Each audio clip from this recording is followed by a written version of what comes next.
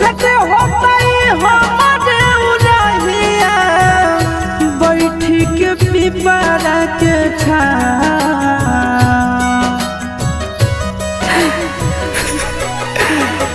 देखते होता हमारे उड़हिया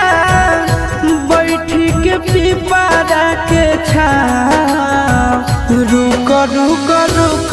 अरे टरेनिया रुक रुक रुक रे टरेनिया ले ले चल जनुआ के गाँव रुक रुक